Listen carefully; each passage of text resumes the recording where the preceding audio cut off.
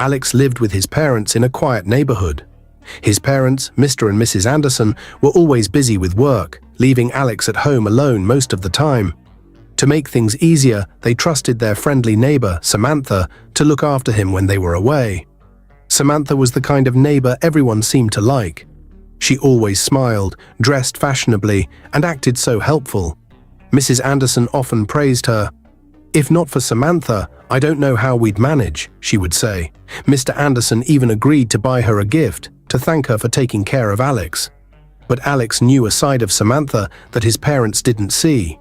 She wasn't as kind as she pretended to be. Whenever Samantha came over, she brought movies for Alex to watch. But they weren't the fun cartoons he liked. They were strange movies that made him feel uneasy. When Alex asked her to change them, she'd laugh and say, "These are better, Alex. You'll like them once you stop being a baby." Alex didn't like the way she spoke to him, but he didn't know how to make her stop. It got worse when Samantha started touching him in ways that made him uncomfortable. He tried to pull away, but she would laugh and say, "Relax, Alex. You're a big boy now." Alex wanted to tell his parents, but every time he tried, something stopped him. One day he told his mom, "Mom, I need to talk to you about Samantha." But before he could explain, her phone rang. "Hold on, Alex," she said, walking away. She never came back to ask what he wanted to say. His dad wasn't any better. "I'm too tired to talk right now, Alex," he said one evening when Alex tried to speak to him. Feeling helpless, Alex kept everything to himself, but it was becoming too much to bear. When Samantha visited the house the next day, she brought along some of her favorite movies to watch with Alex. They were loud, flashy films that Alex didn't particularly enjoy. He tried to politely suggest they watch something else, but Samantha waved him off with a dismissive laugh. "This is a great movie, Alex," she said, tossing a handful of popcorn into her mouth. "You'll learn to like it, trust me." Alex frowned, shifting uncomfortably in his seat. "But I don't like this movie. Can we watch something else? Maybe the cartoon my mum got for me." Samantha shot him a sharp look, her smile never quite reaching her eyes. "Alex, this is what we're watching, and that's final. It's nice, okay? You just don't know how to appreciate good taste yet." Feeling defeated, Alex slumped back on the couch. He didn't want to argue, but he also didn't understand why she was so insistent on things he didn't enjoy. The day dragged on with Samantha glued to her phone, barely paying attention to the screen herself, while Alex sat there, restless and bored. As time went on, her behavior became more unsettling. She started scolding Alex whenever he asked her to change the movie or to do something else. "Stop being such a baby," she'd say with a fake laugh, but her tone was anything but kind. One day, Samantha crossed a line. When Alex got up and tried to turn the TV off himself, she grabbed the remote and snatched it out of his hands. "Don't touch that," she snapped, her cheerful mask slipping for a moment. Alex froze, unsure of what to do. That evening, Alex tried to gather the courage to tell his mum about Samantha. He waited until dinner, his small hands fidgeting with his fork. "Mum," he began softly, "I need to tell you something about Samantha." Mrs. Anderson looked at him with concern, setting down her glass of water. "What is it, honey?" Before Alex could get the words out, Mrs. Anderson's phone rang loudly. She glanced at it, a stressed look crossing her face. "Hold on, Alex. I need to take this call. It's work." Alex sighed, watching as his mother stepped away to answer. By the time she returned, the conversation had shifted to something else, and Alex didn't have the heart to bring it up again. He felt frustrated and alone, but he decided he would try again the next day. The following morning, after his parents left for work, Samantha let herself into the house as usual. This time, she seemed even more intrusive. She sat closer to Alex than before, her behavior making him increasingly uncomfortable. "Alex," she said with a sugary smile, "you're growing up to be such a handsome boy." Alex shuffled away from her slightly. "Can we just watch a cartoon today?" he asked, trying to change the subject. But Samantha ignored his request. As the hours passed, she began touching him in ways he didn't like, patting his leg too long, brushing his hair with her fingers, and even pulling him into unwelcome hugs. Alex squirmed and tried to push her away. "Stop it," he said firmly. "I don't like this." But Samantha only laughed, dismissing his discomfort. "Oh, don't be silly, Alex. You're a big boy now. You need to learn to relax." Her words stung, and Alex felt tears prickling at the corners of his eyes. He didn't know what to do. He had told her to stop, but she didn't listen. He felt powerless. That evening, when his parents came home, Alex tried to tell his mother again. But as usual, she seemed preoccupied, rushing to finish chores and prepare dinner. "We'll talk later, Alex," she said absent-mindedly. "Go wash up."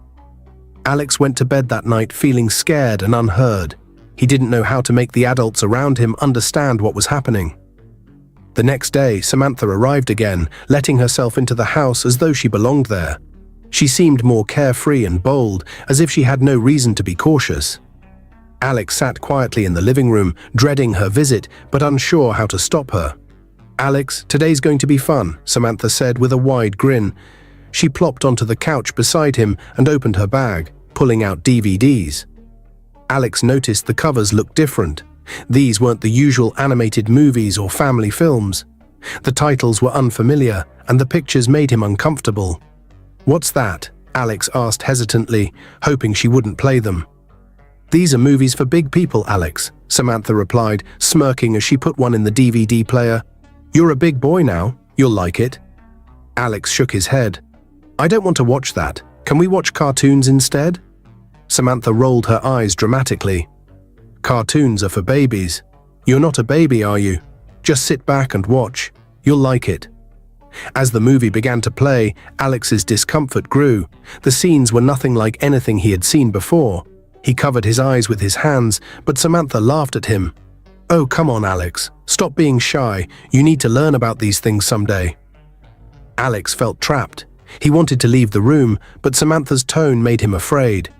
Just when he thought it couldn't get worse, Samantha stood up to adjust something. She began changing her clothes right in front of him, as though he wasn't even there. "Why are you doing that?" Alex asked, his voice shaky. Samantha turned to him and laughed again, her confidence unnerving. "Relax, Alex. It's no big deal. You'll understand when you're older." "I don't like this," Alex said firmly, standing up and trying to walk away. But Samantha grabbed his wrist gently, pulling him back. "Don't be so dramatic," she said. "I'm just getting comfortable. Sit down." Alex felt helpless. He sat down but kept his head down, wishing the day would end and his parents would come home. He wanted to tell them everything, but every time he tried, something seemed to get in the way. That evening, Alex's parents sat at the dinner table, discussing their day. Mrs. Anderson smiled warmly as she sipped her tea. "You know," she began, "we are so lucky to have Samantha as a neighbor. She's been such a big help with Alex while we're at work." Mr. Anderson nodded, leaning back in his chair. "You're right. If not for her, I don't know how we would have managed. She's always around, willing to help. That's rare these days. I think I'll get her something tomorrow to show our appreciation," Mrs. Anderson said thoughtfully. "Maybe a nice gift basket or something. She deserves it." Alex, who had been quietly eating his food at the table, froze at their words. His stomach churned as he listened to them praise Samantha, the person who had been making his days so miserable. He wanted to shout, to tell them everything, but every time he opened his mouth, the words got stuck. He was afraid they wouldn't believe him, especially when they trusted Samantha so much. "Mom, Dad," Alex finally said, his voice barely above a whisper. Mrs. Anderson looked over at him. "Yes, sweetheart?" "What is it?" Alex hesitated, fidgeting with his fork. "About Samantha. Before he could finish, Mr. Anderson interrupted with a chuckle. "You like her, don't you? She's such a fun person to be around, right?" Alex's shoulders slumped. He felt like he was drowning in his thoughts. They didn't understand, and he didn't know how to make them listen. Mrs. Anderson reached over and patted his hand. "We know you're in good hands, Alex. Samantha is like family to us. You don't need to worry about anything." Alex gave a weak nod, his appetite gone. He excused himself from the table and went to his room, tears stinging his eyes. How could he make them see what was really happening? Before he could finish, Mr. Anderson interrupted with a chuckle. "You like her, don't you? She's such a fun person to be around, right?" Alex's shoulders slumped. He felt like he was drowning in his thoughts. They didn't understand, and he didn't know how to make them listen. Mrs. Anderson reached over and patted his hand. We know you're in good hands, Alex. Samantha is like family to us. You don't need to worry about anything." Alex gave a weak nod, his appetite gone. He excused himself from the table and went to his room, tears stinging his eyes. How could he make them see what was really happening? The next day, Samantha arrived as usual. This time, Alex kept his distance, retreating to his room. But Samantha wasn't having it. She followed him, her smile sharp and insistent. "Why are you hiding, Alex? Don't you like me anymore?" she asked, leaning against the doorframe. Alex didn't answer, his heart pounding in his chest. He didn't know how to escape her presence or how to make her stop. "Come on," Samantha said, stepping into the room. "You're my little buddy, remember? Let's watch something fun together." "I don't want to," Alex said, his voice trembling. But Samantha didn't take no for an answer. She grabbed his hand and pulled him back to the living room, her grip firm despite her playful tone. She made him do what he is not supposed to do. The next day, Alex sat in the living room, nervously waiting for his father to come home. He heard the familiar sound of the front door opening and the rustling of keys as Mr. Anderson entered, looking exhausted from a long day at work. "Dad," Alex called out hesitantly, clutching his hands together. "I need to tell you something." Mr. Anderson dropped his briefcase on the floor and sank into the couch, rubbing his temples. "Alex, can we talk later? I've had a really tough day at work," he said, his voice heavy with exhaustion. "But Dad," Alex tried again, his voice trailing off. He wanted to tell him so badly, but his father's tired expression made him stop. Alex swallowed his words and nodded silently. "Thanks, buddy," Mr. Anderson muttered, closing his eyes for a moment. "I just need to rest." Alex sat there, feeling a wave of disappointment wash over him. Every time he tried to speak up, it seemed like no one had the time to listen. He wanted to scream, to make them hear him, but he was just a child. And Samantha, with her fake smiles and her seemingly kind nature, had everyone fooled. That evening, as the family sat down for dinner, Mrs. Anderson brought up her plan to thank Samantha. "I'm thinking of baking her a cake tomorrow," she said with a smile. "It's the least we can do for all she's done for Alex." Alex stared at his plate, his appetite gone. He wanted to blurt out the truth, to tell them that Samantha wasn't the kind person they thought she was. But every time he opened his mouth, the words got stuck. That day, Samantha grew even bolder. As Alex tried to keep himself distracted in his room, Samantha found him again, her usual grin plastered on her face. She sat beside him, holding a DVD case in her hand. "Alex," she said sweetly, but her tone felt unsettling. "I have an idea. Why don't we practice what we're watching today? It'll be fun." Alex frowned, confused and uneasy. "Practice? What do you mean?" Samantha waved the DVD in her hand and laughed lightly. "Just a little pretend, like a game. You trust me, right?" Alex hesitated, unsure of what to say. Deep down, he didn't want to agree, but Samantha had a way of making him feel like he didn't have a choice. "I don't know," he mumbled, his eyes fixed on the floor. "Come on, Alex," Samantha urged, her tone soft but insistent. "It's just for fun. Don't you want to have fun? You're a big boy now. You can handle this." Reluctantly, Alex nodded, feeling trapped. "Okay, I guess." Samantha's smile widened. "That's my boy. You will see. It'll be great." The hours dragged on as Samantha led Alex through activities he didn't fully understand, but instinctively knew felt wrong. He felt a growing discomfort with every passing moment, but every time he voiced his concerns or tried to stop, Samantha would dismiss him. "Relax, Alex," she'd say. "It's all part of growing up. You'll thank me one day." But Alex didn't feel like he was learning or growing. He felt scared, confused, and more alone than ever. He didn't know how to get out of the situation, and every attempt to talk to his parents seemed to fail. One day, Alex mustered the courage to ask Samantha a question that had been bothering him for a long time. "Auntie Samantha, why are you doing all these things? Don't you have a boyfriend to spend time with?" Samantha's cheerful mask slipped for a moment, revealing a hint of bitterness. She let out a dry laugh and leaned back on the couch. "Alex, let me tell you something," she began, her voice tinged with sarcasm. "Since my boyfriend left me, I made a promise to myself. I won't let any man have control over me again. I'll use them before they use me." Alex frowned, feeling confused. "But I'm not a man," he said softly. "I'm just a small boy." Samantha's smile returned, but it wasn't warm or kind.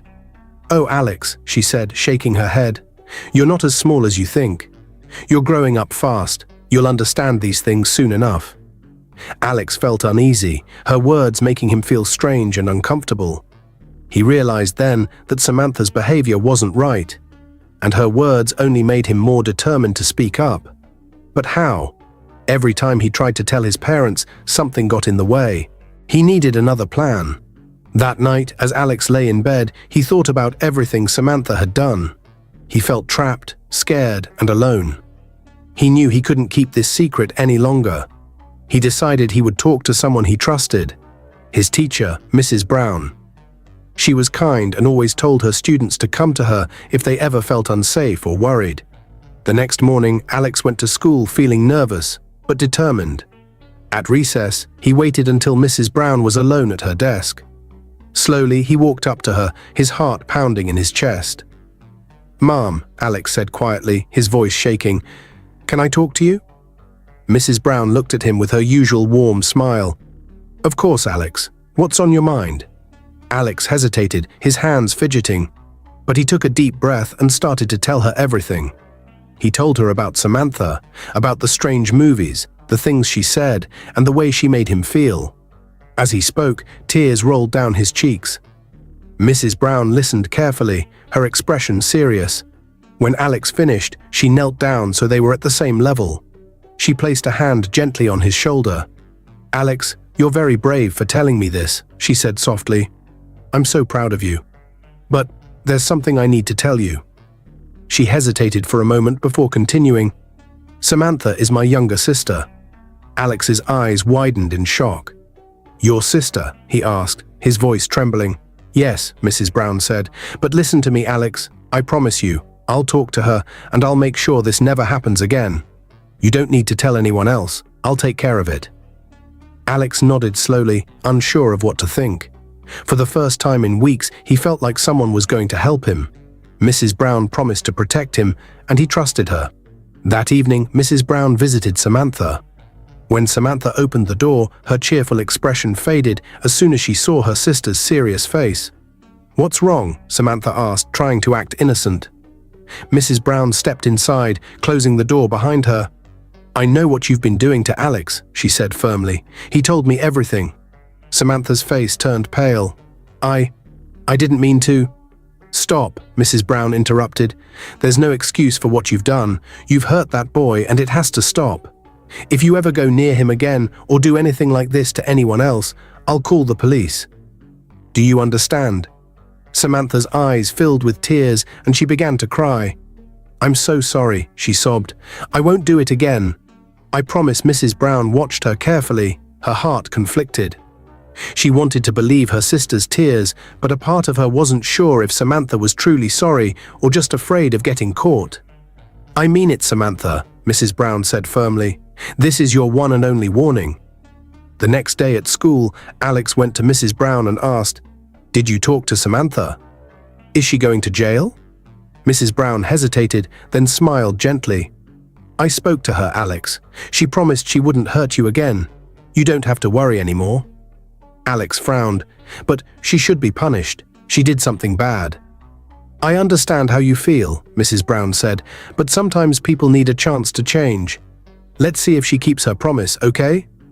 Alex nodded, but deep down he felt let down. He had hoped Mrs. Brown would do more. That evening, as he lay in bed, he wondered if Samantha would really stop. What if she broke her promise? What if no one ever made sure she faced the consequences? The morning after Alex's parents left for work, Samantha came over as usual. She let herself in with her usual smile, but Alex could tell something was different. Her eyes were colder and her tone was sharp. "Alex," she said quietly, motioning for him to come closer. Alex hesitated, but slowly walked toward her. Samantha knelt down so they were at eye level, her cheerful expression fading. "You told Mrs. Brown about me, didn't you?" she asked, her voice icy.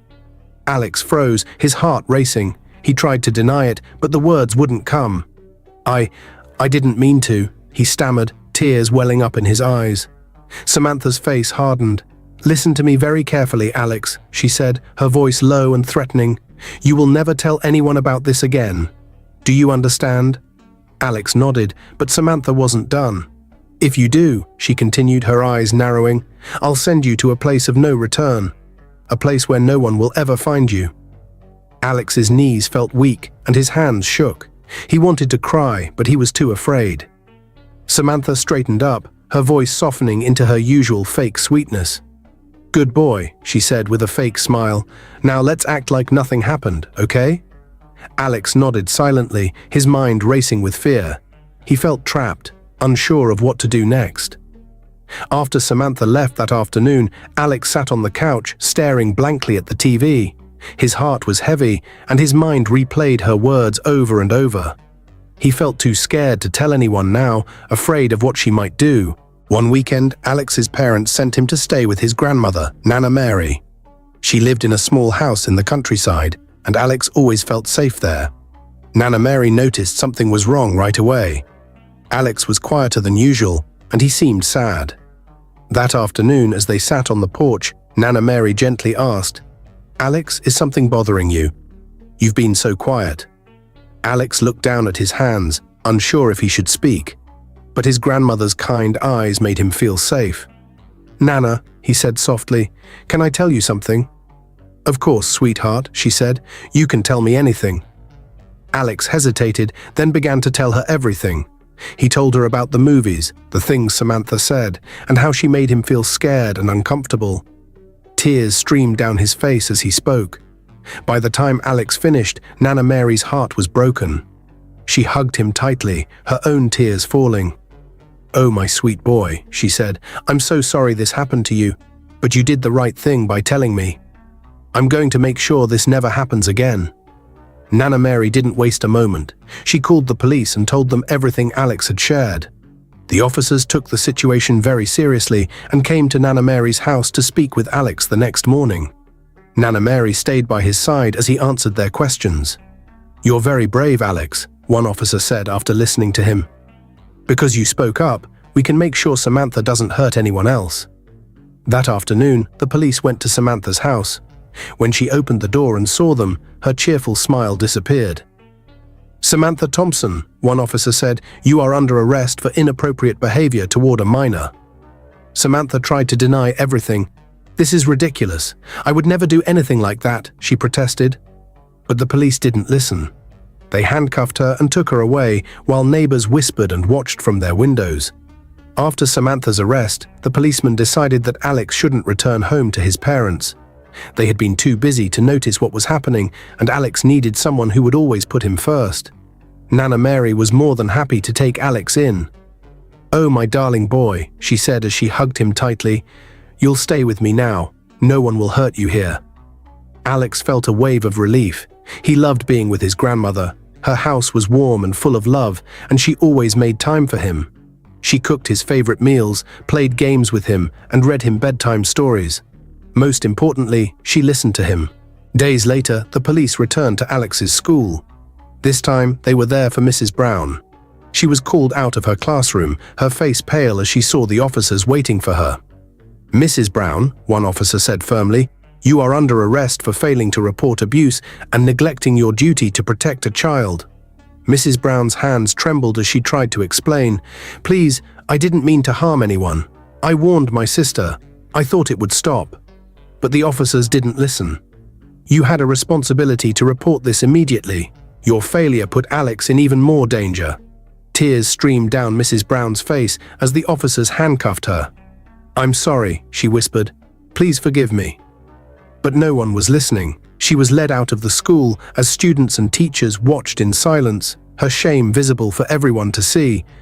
Over time, Alex began to heal. Nana Mary made sure he saw a therapist who helped him understand that what happened wasn't his fault. With her constant love and support, Alex started to smile again and enjoy life. One evening, as they sat on the porch together, Alex asked, "Nana, will I ever stop feeling scared?" She wrapped her arms around him and said, "Yes, my dear. It'll take time, but you'll feel better. And no matter what, I'll always be here for you." Alex looked up at her and smiled for the first time in weeks. He knew he had a long journey ahead, but with Nana Mary by his side, he felt hopeful for the future. Dear viewers, what lessons did you take away from this dramatic tale? We'd love to hear your thoughts in the comments below. If you enjoyed the story, give us a thumbs up, share it with friends, and hit that subscribe button.